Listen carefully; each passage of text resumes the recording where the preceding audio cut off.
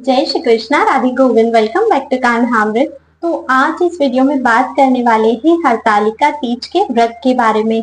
ये व्रत सबसे कठिन व्रत माना जाता है महिलाओं के लिए, क्योंकि ये पूर्णतः निर्जल व्रत होता है। तो आज की इस वीडियो में आपको मैं बताऊंगी कि हरतालिका तीज क्यों मनाई जाती है, कब करनी है, कैसे करनी है, पूजा का शुभ मुहूर्त क्या है और इस दिन आपको क्या क्या करना होगा। तो आपके काफी सारे डाउट्स क्लियर हो जाएंगे इस पूजा को लेकर। तो अगर आप हमारे चैनल पर नए हो तो चैनल को सब्सक्राइब करके बेल आइकन जल्दी से प्रेस कर दीजिए, ताकि आने वाले सभी वीडियोस के नोटिफिकेशंस मिलते रहें। और अगर आपको मेरी वीडियो पसंद आती है तो लाइक शेयर करना बिल्कुल भी मत भूलिएगा। तो चलिए वीडियो को शुरू करते हैं। तो सबसे पहले तो हम ये जान लेते हैं कि हरतालिका तीज का मतलब क्या है, या फिर ये क्यों की जाती है, इसका क्या महत्व है। तो देखिए, सबसे पहले मैं आपको इसके नाम का मतलब बताती हूँ। तो एक कथा के अनुसार ये कहा जाता है कि माता पार्वती के जो पिताजी थे, वो उनकी मर्जी के बिना उनका जो विवाह है वो भगवान विष्णु के साथ करवाना चाहते थे। तब माता पार्वती की एक सहेली थी, वे माता को हरण करके जंगल में लेकर जाती हैं। और इस बारे में किसी को भी कुछ नहीं पता होता, क्योंकि वे माता को हरण करके लेकर जाती हैं, ताकि माता जंगल में कठोर तप करके भगवान शिव शंकर को पति रूप में प्राप्त कर सके। तो इसीलिए इसका नाम हरतालिका है। हर का मतलब होता है हरण, अपहरण, और तालिका का मतलब होता है सहेली। तो तभी से इस व्रत को हरतालिका तीज के नाम से जाना जाता है। इस दिन माता पार्वती और भगवान शिव जी की पूजा की जाती है। उस दिन जब जंगल में उनकी सहेली माता को लेकर गई थी, तो कथा में आता है कि माता ने बहुत ही कठोर तप किया था। और क्योंकि वे जंगल में थी, उन्हें कुछ भी वहां पर नहीं मिल रहा था, तो जंगल में तो उन्हें पत्ते ही मिलेंगे, तो इसीलिए माता ने निर्जल व्रत किया था। और ये व्रत बहुत ही कठिन किया था मैया ने। तो इसीलिए जो भी हरतालिका तीज का व्रत करते हैं, उनके लिए इस व्रत को कठिन माना जाता है। तो इस दिन आपको भगवान भोलानाथ और माता पार्वती की पूजा करनी होती है। तो आइए अब मैं आपको बताती हूँ कि इसकी पूजा आपको कैसे करनी है और इस दिन आपको क्या क्या करना है। तो देखिए, हरतालिका तीज इस बार 2024 में हम 6 सितंबर को मनाएंगे। सबसे पहले मैं आपको बता देती हूँ कि तृतीया तिथि कब शुरू हो रही है। तो तृतीया तिथि 5 सितंबर को दोपहर में 12:22 पर स्टार्ट होगी, और ये 6 सितंबर को दोपहर में 3:01 पर समाप्त हो जाएगी। और हरतालिका तीज हम भाद्रपद के शुक्ल पक्ष की तृतीया तिथि को मनाते हैं। तो क्योंकि हम हर व्रत उदया तिथि के अनुसार करते हैं, इसीलिए इस बार उदया तिथि के अनुसार हरतालिका तीज का जो व्रत है वो हमें 6 सितंबर दिन शुक्रवार को करना है। तो अब इस दिन आपको क्या करना है। इस दिन आपको ब्रह्म मुहूर्त में उठना है, जैसा कि हर व्रत में आपको करना चाहिए। आपको ब्रह्म मुहूर्त में उठना चाहिए। तो ब्रह्म मुहूर्त में उठकर स्नान आदि से फ्री होना है। इसमें अगर आप चाहें तो आप सर से भी स्नान कर सकते हैं, उसमें कोई भी प्रॉब्लम नहीं है। उसके बाद इसकी जो पूजा है, देखिए पूजा होती है प्रदोष काल में। तो मॉर्निंग में आपको कोई भी पूजा नहीं करनी है, नॉर्मल जैसी पूजा हम हमारे घर में करते हैं वही करनी है। अब पूजा के लिए क्या क्या तैयारियां करनी है उसकी बात करते हैं। तो इस दिन भगवान भोलेनाथ का बालू रेती से आपको शिवलिंग बनाना है। भगवान भोलेनाथ का बालू रेती से शिवलिंग बनाइए। अगर बालू रेती नहीं आपको मिल पाती है तो फिर आप किसी भी स्वच्छ मिट्टी से बना सकते हैं, पर ज्यादा महत्व बालू रेती के शिवलिंग का है। तो बालू रेती से शिवलिंग बनाने हैं। उसके बाद आपको एक, जहां भी आपको पूजा करनी है वहां पर आपको एक पटिया रखना है। फिर उस पटिये पर या फिर उस चौकी पर आपको एक कपड़ा बिछाना है लाल कलर का या पीले कलर का। फिर उसके ऊपर आपको एक थाली रखनी है। अगर तांबे या पीतल की थाली आप अरेंज कर सकते हैं तो बहुत ही बढ़िया रहेगा। फिर उस थाली पर आपको बालू रेत के शिवलिंग बनाना है, और शिवलिंग पूरे प्रॉपर बनाना है, जैसे जलाधारी और सारी चीजें आपको बनानी है उसमें। फिर शिवलिंग बन जाएंगे। शिवलिंग बनाने के बाद आपको मंडप तैयार करना है उन्हीं के ऊपर, जिसमें आपको केले के पत्ते अवश्य लगाने हैं। अब मंडप तैयार करने के लिए अगर आपके पास कोई भी व्यवस्था नहीं है तो आप 4 ऐसे डब्बे ले सकते हो, उसमें मिट्टी रखकर ऐसे डंडे लगाकर उससे आप साड़ी से या किसी भी अच्छे कपड़े से आप उसे सजाकर मंडप का रूप दे सकते हो। फिर मंडप बनने के बाद उसको जितने पत्तों से आप सजा सकते हो उस तरह से आपको सजाना है। उसके बाद फिर कलश रखना है। कलश हर पूजा में रखना कंपलसरी होता है। तो अब कलश रखने की क्या विधि है वो मैं आपको बताती हूँ। तो अब कलश रखना है, तो कलश के लिए आपको एक तांबे का कलश लेना है। फिर उसमें आपको स्वच्छ जल भर लेना है। आप चाहें तो उसमें गंगा जल भी मिक्स कर सकते हैं। उसमें एक सिक्का, सुपारी और उसकी पूजा करनी है, तो जिसके लिए उसमें आपको कुमकुम, हल्दी, चावल सभी कुछ डाल देना है। और कलश पर बाहर की साइड आपको एक स्वास्तिक भी बनाना है। उसके बाद उस पर आपको नारियल रखना है, और 5 तरह के पेड़ों के पत्ते आपको उस पर आइट साइड लगाने हैं नारियल के साइड में, जिसमें आम और अशोक के पत्ते अवश्य होने चाहिए। इस तरह से आपको कलश की स्थापना करनी है। फिर कलश पर जो नारियल आपने रखा है उसकी पूजा करनी है कुमकुम हल्दी से। फिर उसके ऊपर आपको वस्त्र के रूप में कलावा चढ़ाना है।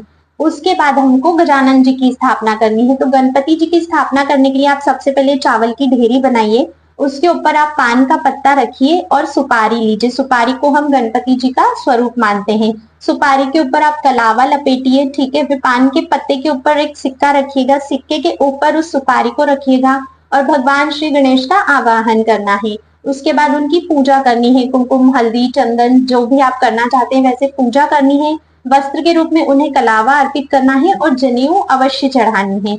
इस तरह से भगवान श्री गणपति की स्थापना होती है। अब इसके बाद आपको फिर व्रत की जो पूजा है वो प्रदोष काल में करनी है। तो प्रदोष काल में पूजा का जो मुहूर्त रहेगा वो 5:50 से 7:20 तक का है। तो जो पहली पूजा आप करने वाले हैं वो आपको इसी काल में करनी है।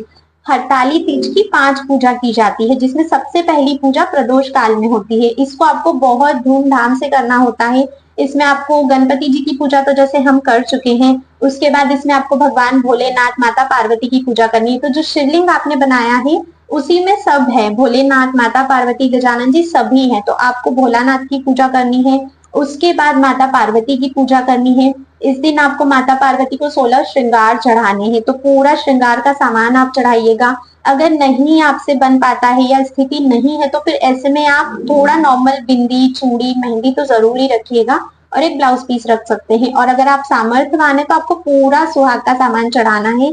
साड़ी भी उसमें होनी चाहिए, पूरा सामान रहेगा, वो आपको माता पार्वती को चढ़ाना है। उसके बाद भोलेनाथ की पूजा करनी है, जिसमें उनको आंकड़े के पुष्प आपको कंपलसरी चढ़ाना है, धतूरा चढ़ाना है, भस्म अगर मिलती है तो वो चढ़ाने हैं और जितने तरह के पत्ते आप भगवान को चढ़ा सकते हो, क्योंकि माता पार्वती ने ये व्रत किया था जंगल में, जहां पर उन्होंने कई सारे पत्तों से भगवान को प्रसन्न करने की कोशिश की थी। तो हमें भी जितने 16 पत्तियां, मतलब किसी भी वृक्ष की किसी भी पेड़ की आप 16 पत्तियां लीजिए, वो तो कंपलसरी है 16, लेकिन 16 से जितनी ज्यादा से ज्यादा आपको मिल सकती है उतनी आपको भगवान को चढ़ानी है।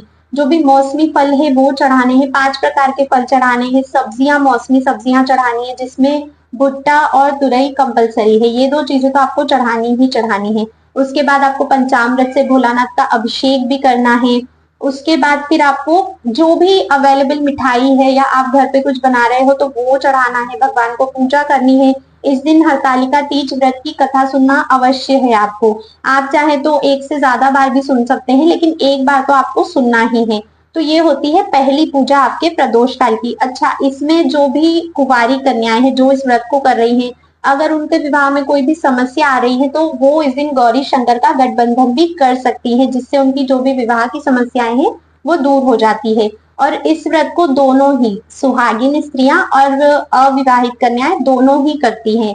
ठीक है, सुहागिन स्त्रियां अपने पति की लंबी उम्र के लिए करती हैं और जो अविवाहित कन्याएं होती हैं वे अच्छे वर की प्राप्ति के लिए करती हैं। आप अगर फर्स्ट टाइम व्रत ले रहे हो तो भी आप ले सकते हो, लेकिन उसमें इतना ध्यान रखना है कि फर्स्ट टाइम आप इस व्रत को जिस तरह से ले रहे हो, जिस तरह से कर रहे हो, फिर हमेशा आपको उसी तरह से करना है। और इस व्रत का कभी भी उद्यापन नहीं किया जाता है। ये व्रत फिर अगर एक बार आपने ले लिया तो आपको हमेशा करना होगा, जब तक आपके शरीर में प्राण है तब तक। तो इस चीज का ध्यान रखिएगा। अगर आप फर्स्ट टाइम ले रहे हो तो सोच समझ के लीजिएगा, और आपके घर में अगर पहले से ये व्रत किया जाता है तो आप सभी नियम उनसे पहले समझ लीजिए, उसके बाद ही इस व्रत को करना, और कोई भी नया नियम मत लीजिएगा। जैसे आपके यहाँ पर फॉलो किया जाता है वैसे ही आपको करना है। तो अब बात करते हैं कि दूसरी और बाकी की पूजाएं आपको कब करनी है। तो पहली पूजा तो प्रदोष काल में कर ली, उसके बाद आपकी 4 पूजा और बचती है। टोटल आपको 5 बार पूजा करनी होती है। तो बाकी की पूजा आप 2 घंटे 2.5 घंटे के गैप से कर सकते हो। ठीक है, और इस व्रत में रात्रि जागरण करना कंपलसरी होता है। इस दिन आपको सोना नहीं होता है, ना तो आपको दोपहर में सोना है और ना ही आपको रात में सोना है, ये चीज कंपलसरी है। तो आपको रात में जागरण करना है और फिर आपको जो भी बालू रेती से भगवान आपने बनाए हैं, पूजा में जो भी सामग्री आपने यूज करी है, इन सभी को आपको ठंडा करना होता है व्रत का पारण करने से पहले। तो अब ये सब आपको ठंडा कब करना होगा, इनका विसर्जन आपको कब करना होगा, ब्रह्म मुहूर्त में विसर्जन किया जाता है। तो जो आखिरी पूजा होती है 5वीं पूजा, वो आपको विसर्जन से ठीक पहले करनी होती है। तो लास्ट वाली पूजा विसर्जन से पहले करनी है और ब्रह्म मुहूर्त में फिर आपको इन सभी सामग्रियों को, भगवान भोलेनाथ को जो हमने बालू रेती से बनाए हैं, उनका विसर्जन करना है। तो आप किसी भी नदी या तालाब में विसर्जन कर सकते हैं। उसके बाद जो कलश हमने रखा था, उस कलश का जो जल है, तो कलश के जल को आपको अपने पूरे घर में छींटना है, उसको आपको पेड़ पौधे में नहीं डालना रहता है। और जो सुहाग की सामग्री आपने माता पार्वती को चढ़ाई थी, आप उसे किसी भी ब्राह्मणी को दान कर सकते हैं। उसके बाद आप अपने व्रत का पारण करिए। अभी ये जानते हैं कि व्रत करना कैसे है। तो देखिए, ये व्रत पूर्णतः निर्जल होता है, इसमें ना तो कुछ खाना है ना ही कुछ पीना है। बहुत सारे लोगों का क्वेश्चन होता है कि क्या हम चाय कॉफी दूध ले सकते हैं, तो जी नहीं, आप कुछ भी नहीं ले सकते हो। पानी भी नहीं पीना होता है इसमें आपको। और इसमें ना कथा में कुछ ऐसा भी कहा गया है कि गलती से या जानबूझकर भी इस दिन अगर आप कुछ भी खा पी लेते हो, जैसे मान लीजिए आपने कोई फल खा लिया या फिर दूध ले लिया, कुछ भी, तो जो वस्तु आप लेते हो उस हिसाब से आपको नेक्स्ट जो आपका जन्म रहता है उसमें उसी प्रकार की योनि आपको मिलती है। जैसे मान लीजिए फॉर एन एग्जाम्पल, अगर आप दूध पी लेते हो तो फिर आपको सर्प की योनि मिलती है। तो इस तरह से होता है, अगर आप कुछ खा लेते हो तो आपको विशेष ध्यान रखना है। अगर आप व्रत कर रहे हो तो फिर आपको कुछ भी खाना पीना नहीं होता है। इसके बाद जो भी आपको चीजें चढ़ानी है भगवान को पूजा में, वो सारी आपके ऊपर निर्भर करती है। लेकिन भुट्टा और तुरई जैसे मैंने बताया कंपलसरी होता है। खीरा इस दिन कंपलसरी चढ़ाना है। 5 प्रकार के फूल, 5 प्रकार की मिठाइयां और जितने ज्यादा से ज्यादा पत्ते आप भगवान को चढ़ा सकते हैं वो आपको चढ़ाना है, जिसमें 16 तो कंपलसरी है ही आपके। तो इस तरह से आपका हरतालिका तीज का व्रत आपको करना है। इस दिन आपको, अगर आप विवाहित हैं तो आपको 16 श्रृंगार अवश्य ही करना है, अगर आप विवाहित है तो। और अगर कोई कुंवारी कन्या है तो उन्हें भी अच्छे से श्रृंगार करना होता है। इस व्रत को बहुत ही धूमधाम से मनाया जाता है। माता पार्वती ने इसे जंगल में किया था, जहां पर उनके पास कोई भी सुविधाएं नहीं थी, और उन्होंने इतना कठोर तप किया था कि भगवान भोलेनाथ को उन्होंने पति रूप में प्राप्त किया। तो आज हमारे पास सभी सुख सुविधाएं हैं। तो जितना आपके पास है, जितनी आपकी सामर्थ्य है, उस हिसाब से आपको दान भी देना है और उसी हिसाब से आपको अपना व्रत भी करना है। अगर नहीं हो पाती है चीजें तो आप छोटे रूप में भी कर सकते हो, लेकिन अगर सामर्थ्यवान है तो अच्छे से अच्छा और धूमधाम से करना है। रात्रि जागरण में आपको भजन कीर्तन करने हैं, मोबाइल नहीं चलाना है, टीवी नहीं देखनी है, आपको भगवान के नामों का जप करना है, भजन करना है। अगर आप ग्रुप में इस व्रत को कर रहे हैं तब तो आपका रात्रि जागरण बहुत इजी हो जाता है। और अगर आप अकेले भी हैं, नहीं है कोई भी, तो फिर आपको भगवान की कथाएं सुननी है, नाम जप करना है और उन्हीं की लीला चिंतन करनी है। महादेव और माता पार्वती के ही कथाएं सुननी है। और हरतालिका तीज की व्रत कथा भी आपको अवश्य सुननी है।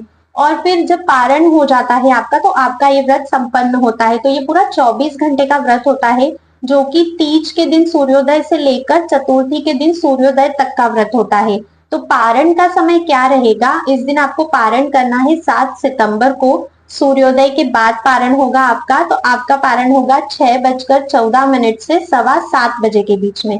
ये पारण का समय है, इसी बीच आपको पारण करना है। तो इस तरह आपका हरतालिका तीज का व्रत संपन्न होता है। अगर आपके कोई भी डाउट से, कोई भी प्रश्न है इस व्रत को लेकर, या इस वीडियो में अगर मुझसे कुछ छूट गया है जो आप जानना चाहते हैं, तो आप कमेंट करके अवश्य ही पूछिएगा। मैं सभी क्वेश्चंस के आंसर देने की कोशिश करूंगी। और अगर आपको वीडियो पसंद आई है तो इसे शेयर करना बिल्कुल मत भूलिए, ताकि जो भी लोग हरतालिका तीज व्रत करना चाहते हैं उन तक ये जरूरी इंफॉर्मेशन पहुंच सके। तो आज की वीडियो में बस इतना ही था। मिलते हैं नेक्स्ट वीडियो में, तब तक के लिए राधे राधे।